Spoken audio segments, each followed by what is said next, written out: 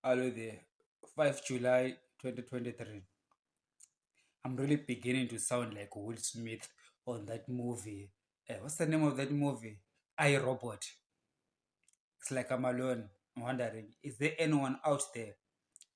25, okay, 5 July 2023. To dollarize or not to dollarize in Zimbabwe. The exchange rate has skyrocketed.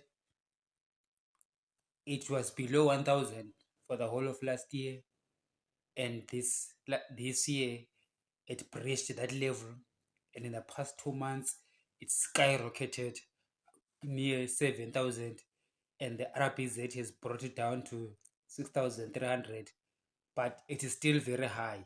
So the chart is still hyperbolic, and the reason why there was that drop was a drastic intervention by the Reserve Bank and also the government, withholding its payments to the civil servants, trying to avoid a, a, an increase in money supply.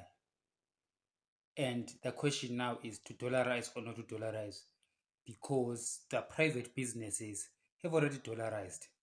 Okay, so now here's the thing.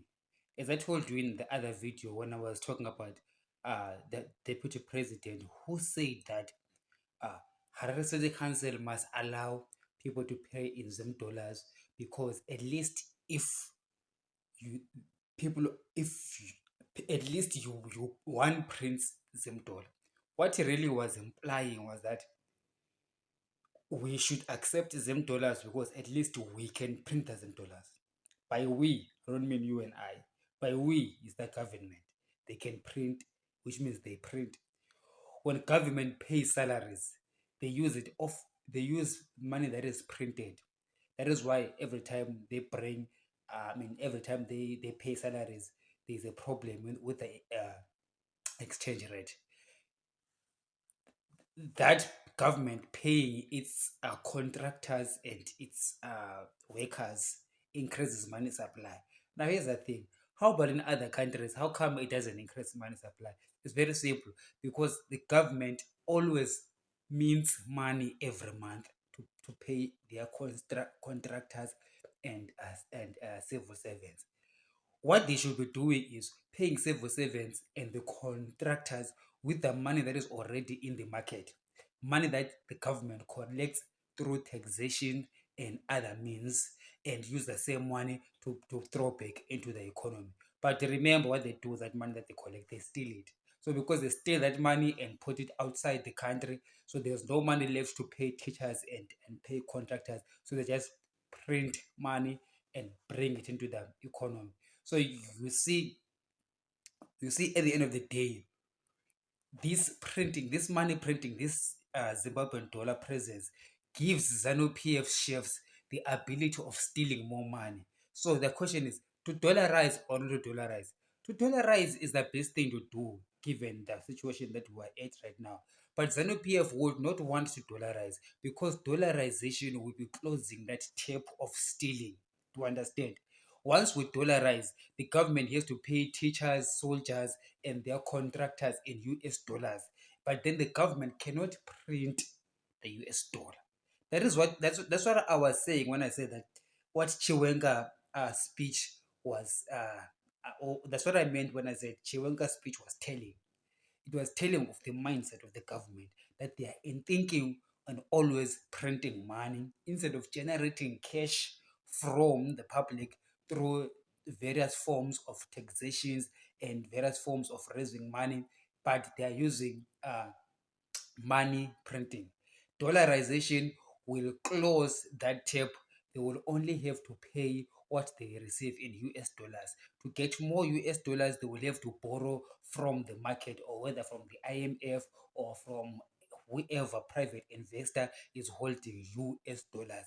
And that will just increase the government debt, but will not increase inflation in the country, right? So what I'm saying, that the reason why they will not dollarize is because they want to keep on stealing. And if they dollarize, the tap will be closed. So they will not dollarize until they've stolen enough and destroyed everything, until there's nothing to steal anymore. That is when they will begin to think of dollarization. Why? For the purposes of getting the Zimbabwean economy to uh, uh, uh, to, to to beef up. When it is beefed up, it is okay. They'll bring Zim dollar again for the purposes of doing the same thing over and over again. So there's two ways the Zimbabwean lives are being stolen.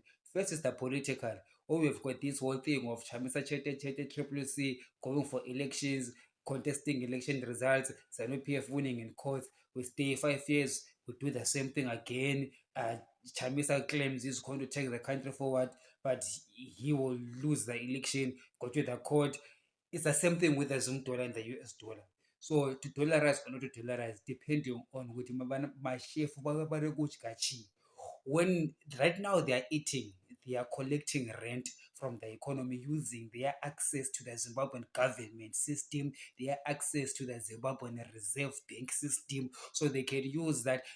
They can use that to steal the wealth of everybody in Zimbabwe. So that is, these guys were given trust. You know, when someone runs the government or and runs the Reserve Bank, they are really we really depend on trust. Do we trust them or not? And clearly, ZANU PF cannot be trusted. Okay, clearly they cannot be trusted. So people don't understand this thing. I know that Zimbabweans will understand. Do you know how I know? Because I see them not talking about it. If Zimbabweans understood it, they'll be talking about it. But they don't. They don't talk about the fact that this Zimbabwean dollar thing is about stealing. Their use of the Zimbabwean dollar, the loss of value, the way it loses value, it's not a normal losing of value like in other countries where there's other factors within the market. No. Okay, this one is largely by deliberate, it's largely deliberately by the gold mafia for the purposes of wealth accumulation through clever economics, by clever economic PhDs like Mthuli Ncube. It's really is a breach of trust. We trusted these people with our government and our nationality, but this is what they deal with. This is the hand that they deal us with, and this is the main problem that we have in Zimbabwe. And I know that Zimbabweans do not understand it. Okay, you Zimbabweans, you don't, because if you understood it, you will be talking about it. The fact that you don't talk about it, you are busy election, and not talking about the real stealing that is happening in the country, it means you don't understand it. And when people like us are talking about it, don't even listen, because I don't know who really must tell you what kind of people are you looking for. You Zimbabweans, who are you looking for? Because Chamisa is not even talking about it. Do you know why? Because he's part of the eating machine. Do you understand that all of these excuses that they give, all of them are just to buy time while they are eating and eating and eating? The real stealing is at the Reserve Bank through the use of the Zimbabwean government, through the laws that they give and their access, their ability to print more money, and the real money is siphoning outside the country. All is good.